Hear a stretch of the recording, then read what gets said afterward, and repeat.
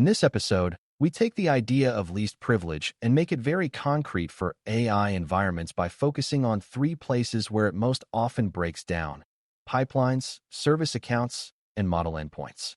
Least privilege means an identity should have only the access it truly needs, and nothing extra that could be misused or accidentally triggered. For brand new learners, the easiest way to understand least privilege is to imagine keys on a keyring. If you give someone a key that opens every door in a building, you make their job convenient, but you also turn that single key into a huge risk if it is lost, copied, or used improperly. AI systems are full of doors, data storage, training environments, evaluation datasets, model registries, deployment systems, retrieval sources, and tool integrations. Pipelines and service accounts often get master keys because they need to move quickly and because it is hard to debug access problems when permissions are tight. Your job as an evaluator is to recognize where convenience has quietly replaced control and to check whether the environment is designed to limit blast radius when something goes wrong. Before we continue, a quick note. This audio course is a companion to our course companion books. The first book is about the exam and provides detailed information on how to pass it best. The second book is a Kindle-only ebook that contains 1,000 flashcards that can be used on your mobile device or Kindle. Check them both out at cyber.author.me in the Bare Metal Study Guide series. Before you can audit least privilege, you need a simple model of what pipelines and service accounts do in an AI lifecycle. A pipeline is a chain of automated steps that move data and artifacts from one stage to another, such as collecting data, cleaning it, training or updating a model, evaluating results, and then deploying a model into a running service. Service accounts are the non-human identities that pipelines use to authenticate and access resources. Unlike a person, a service account can run all day, every day, and it often operates silently in the background. That makes it powerful, and it also makes it dangerous, because attackers love to steal credentials that run continuously and have wide access.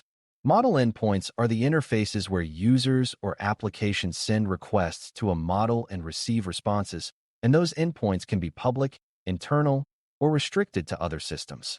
Least privilege auditing is about making sure each service account and each endpoint has narrowly defined permissions and that the pipeline cannot reach more data, more models, or more environments than intended.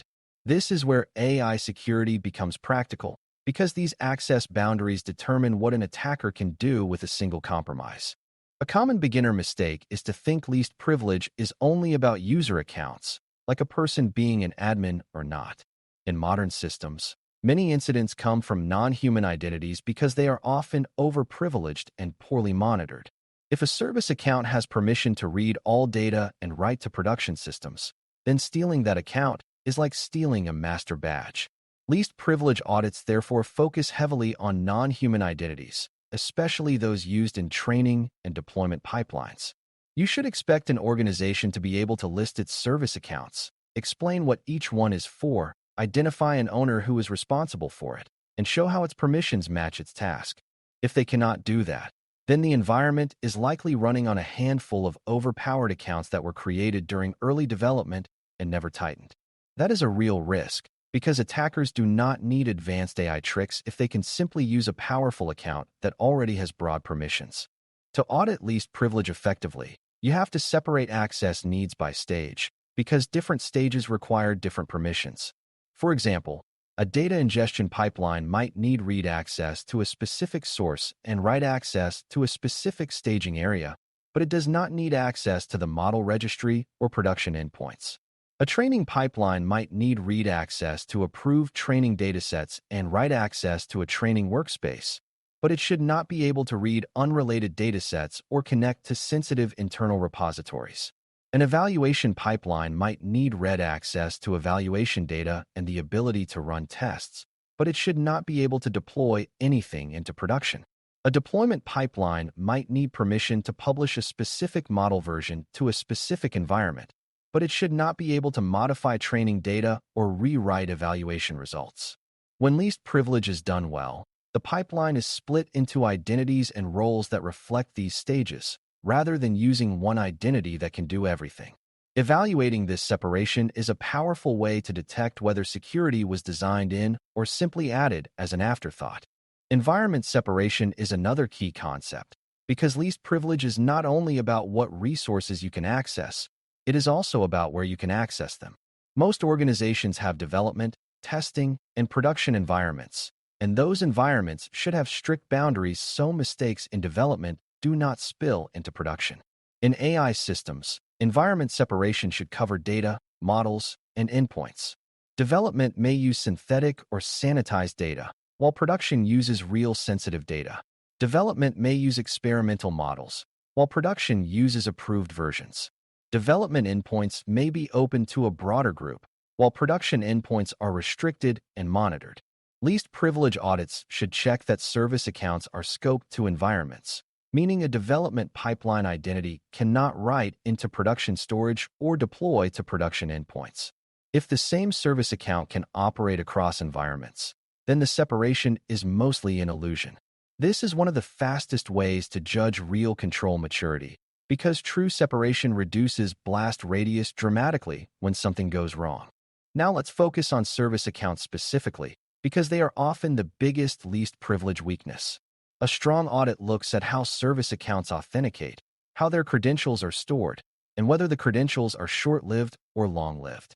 Long-lived static secrets are risky because they can leak and be reused, sometimes for months, without anyone noticing. Short-lived credentials reduce risk because even if stolen, they expire quickly.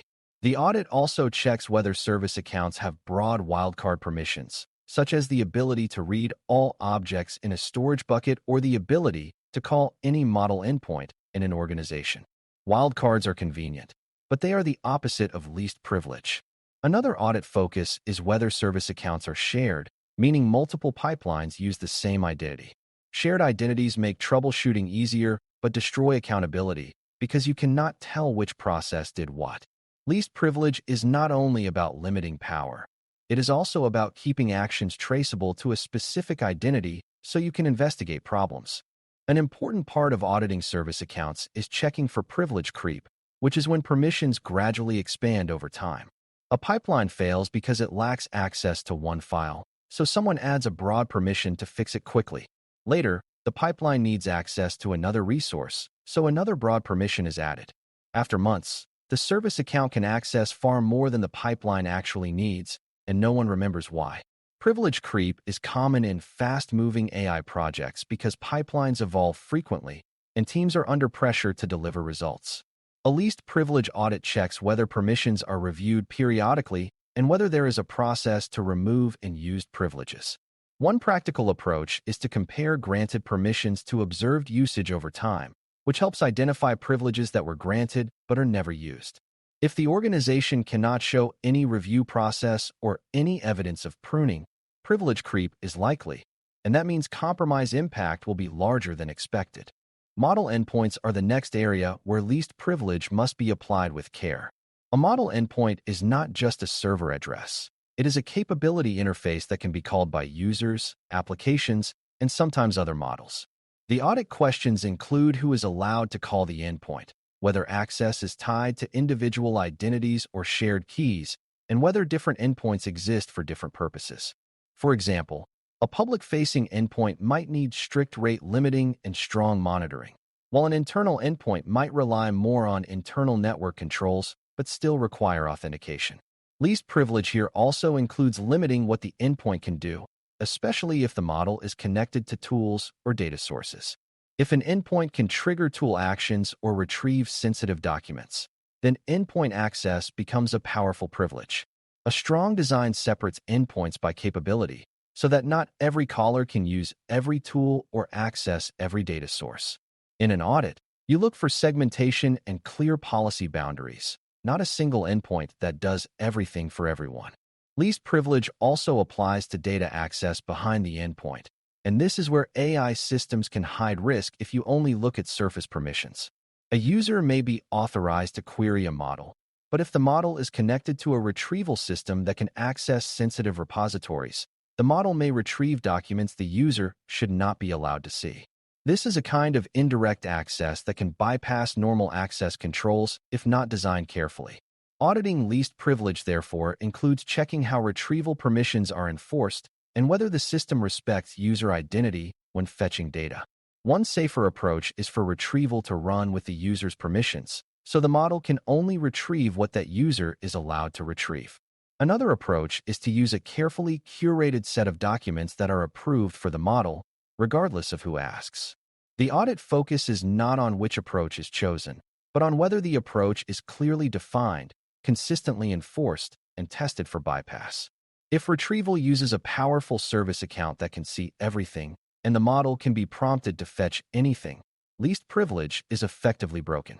Logging and evidence are essential in a least privilege audit, because without evidence you cannot tell whether permissions are appropriate. You want logs that show which identities accessed which resources, when, and for what kind of operation, such as read, write, deploy, or change configuration. You also want logs of permission changes, because changes to access are themselves high-risk events. For pipelines, you want to see that each stage's service account actions are recorded and can be traced, and that unusual actions, such as accessing a new dataset or calling an unusual endpoint, can be detected. For endpoints, you want to see who called them, how often, and whether calls were blocked or allowed by policy. A mature environment can demonstrate least privilege not just by showing a permission list, but by showing that the permissions align with observed behavior and that there are alerts when identities behave outside their expected patterns. Evidence turns least privilege from a policy statement into a measurable control. As you conclude, remember that auditing least privilege in AI systems is about reducing blast radius and increasing clarity. Pipelines should be broken into stages with separate identities that have narrowly scoped permissions. Service accounts should be owned, monitored, and designed to avoid broad wildcard access, shared credentials, and long-lived secrets. Model endpoints should be segmented by capability, protected by strong authentication and authorization, and designed so indirect data access through retrieval does not bypass user permissions. When you evaluate these areas, you are looking for the story of intentional design, clear roles, clear boundaries, and strong evidence that access is minimal and traceable. If you find broad service accounts, shared keys, endpoints that do everything, and retrieval systems that can see everything, you have found a gap that attackers can exploit without sophisticated techniques. Least privilege is not glamorous, but in AI environments, it is one of the most reliable ways to prevent small failures from becoming big breaches. Thanks for listening. For more audio courses, daily newsletters, and more, please visit baremetalcyber.com.